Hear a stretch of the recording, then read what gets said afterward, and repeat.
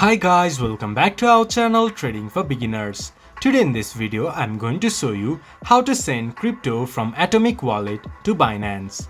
To do so, follow some simple steps with me. First of all, open your Atomic Wallet, then this type of interface will appear in your screen. But make sure that you are logged into your account. In Wallet section you can see all your holdings of your cryptocurrencies. Tap on the cryptocurrency that you want to send to Binance. Then you can see Send option. Click to send, then paste the address of your Binance wallet.